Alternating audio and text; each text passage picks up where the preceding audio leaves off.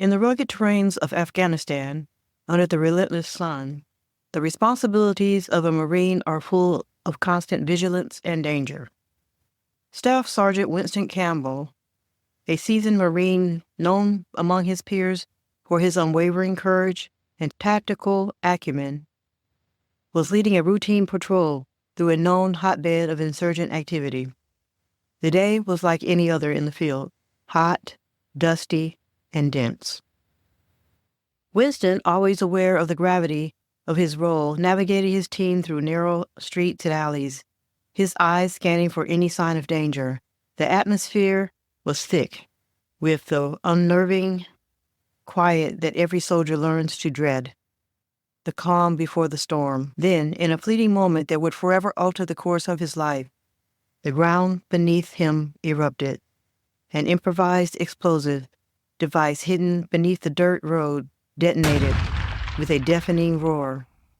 The blast sent shockwaves through the patrol, hurling Winston into the air and back down with violent force. As the dust settled and screams pierced the air, Winston lay on the ground, disoriented and in excruciating pain. His right leg was severely injured, and shrapnel had embedded itself in various parts of his body. Despite the pain, Winston's first thoughts were of his men, his brothers in arms, as he tried to assess the situation and call out for help. Report. Sound off. His voice was weak, strained by pain and shock, but the training and the instinct to protect his team never wavered. As his vision blurred and the sounds around him began to fade into the background, the figures of his fellow Marines rushing to his aid were the last images he saw before succumbing to darkness. In the harrowing hours that followed, Winston was evacuated to a military hospital. The battle to save his life and limb was immediate and intense. Surgeons worked tirelessly, fighting against time and damage, while Winston, unconscious and on the brink, fought for his own battle in the depths of his mind.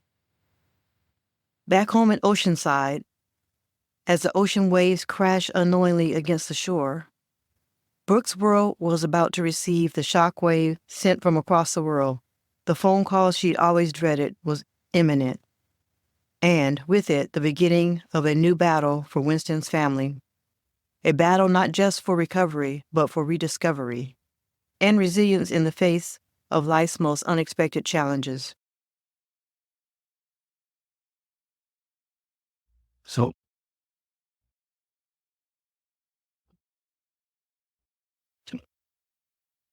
Chicken.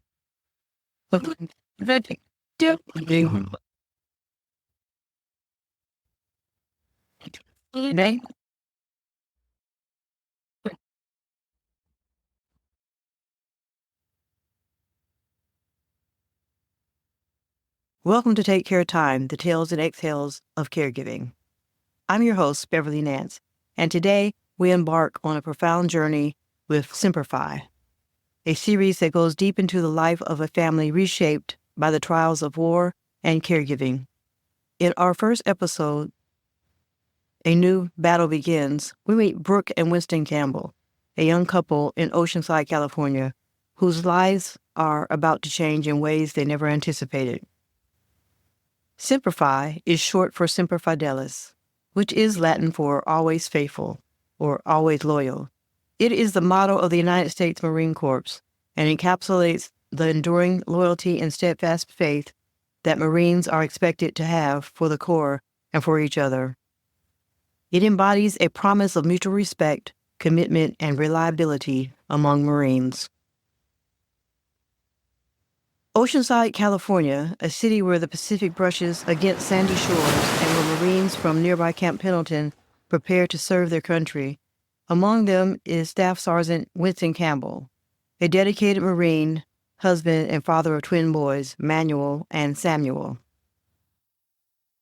Brooke and Winston Campbell's home is filled with light laughter of their 6-year-old twins and the quiet hum of everyday life. Brooke, a former high school teacher, now dedicates her days to her sons and the home they've lovingly built. but the threads of this serene tapestry are about to be pulled taut by unforeseen forces. It was a crisp morning in early spring when Brooke received the call that would pivot their world on its axis. Winston, while on patrol in a volatile region overseas, was severely injured in an IED explosion. Hello? Mrs. Campbell? This is Captain Jones from Camp Pendleton. I'm calling about your husband, Staff Sergeant Campbell. The news delivered with a calm professionalism that belied its devastating content struck Brooke like a physical blow. Winston was alive, but badly hurt, facing a long road of recovery and rehabilitation. As the gravity of the situation sinks in, Brooke springs into action, her initial shock giving way to the methodical precision needed to navigate the crisis unfolding thousands of miles away. Mom, it's Brooke. I need to ask you and Dad a huge favor. It's Winston. He's been hurt. He's alive, but badly injured. I need someone to help with Manny and Sammy. Can you guys come over? Fortunately for Brooke, her parents were lifetime residents of San Diego, California, so they were only 45 minutes away. Thank you, Mom. Yes, please, come as soon as you can. I'll explain everything when you get here. Brooke immediately called her family support officer. Hi, this is Brooke Campbell, Winston's wife. I just received a call about his injuries. Can you tell me where he is right now and how severe are his injuries? I need all the details you can provide. Brooke was busy jotting down notes and fighting back tears. Her face is a mask of concern. Thank you. Please keep me updated with any changes immediately. As Brooke hangs up, she decides to call her sister. Hey, Beth, it's me. Winston's been injured. Mom and Dad are coming up to help, but I might need you to take the boys for a few days. Can I count on you? Sure, of course. I'm coming over too. Thanks. I knew I could count on you. I'll keep you posted on everything. Brooke takes a deep breath.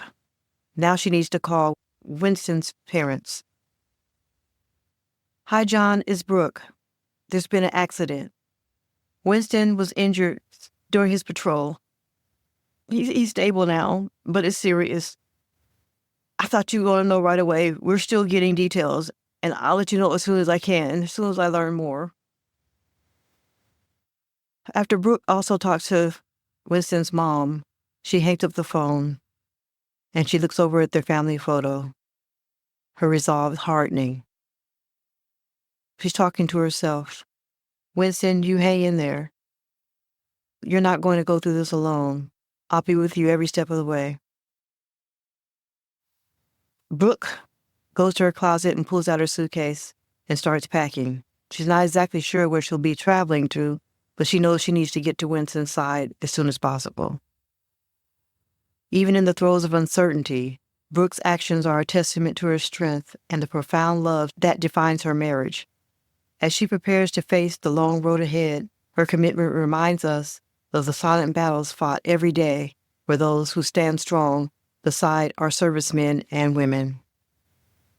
Days later, Brooke stood in the sterile, buzzing environment of the military hospital where Winston had been airlifted. Brooke never saw herself flying to Germany, but she really wanted to be by Winston's side as soon as possible.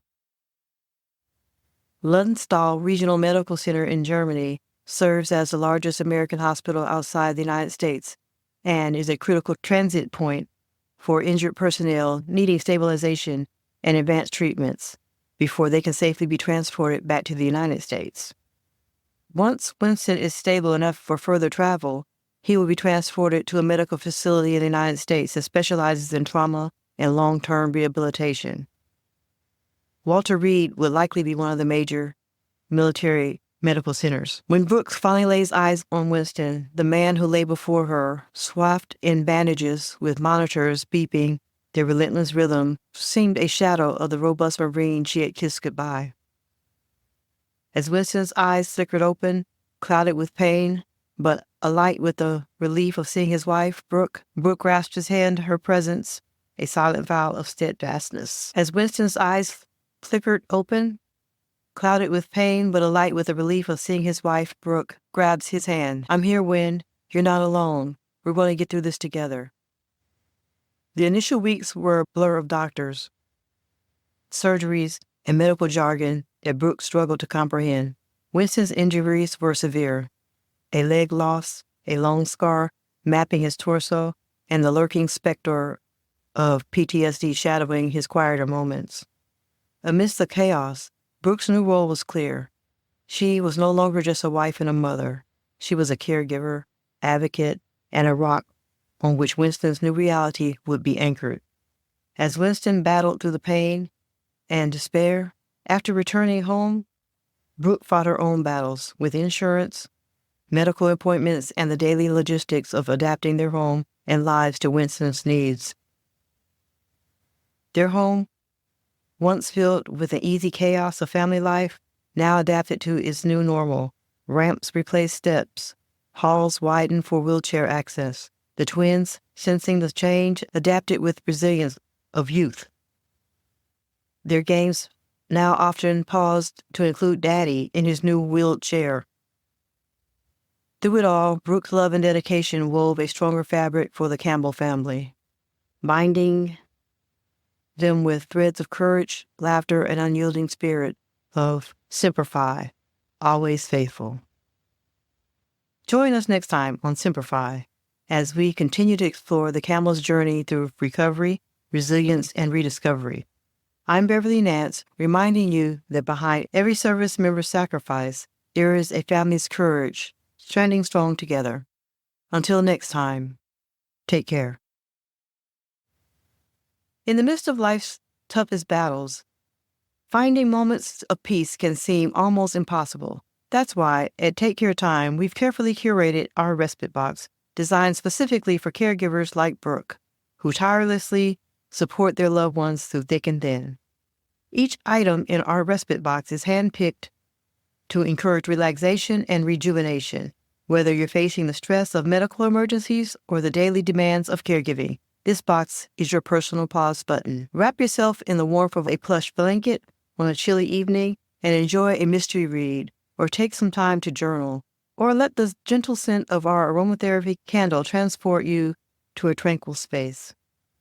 Because we know that caregiving is a 24-hour commitment, our Take Care Time respite box also comes with a Facebook community called Caregiving Life, which you are welcome to join. There you can share, learn, and grow with others who truly understand the journey you're on. This holiday season, give yourself or a caregiver you know the gift of a well-deserved rest and recovery. Order your Take Care Time respite box today and start your journey towards rejuvenation and self-care. Because taking care of yourself is not just a luxury, it's a necessity. Take Care Time, because every caregiver deserves a moment to themselves. Do you have an interesting caregiver story that you would like to have told? Please email us at podcast@takecaretime.com. We would love to hear from you. Please note that this episode features reenactments and dramatized details.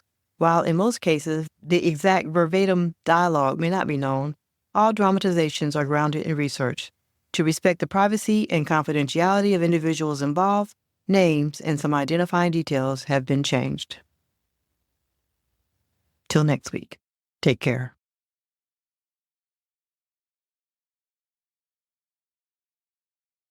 So,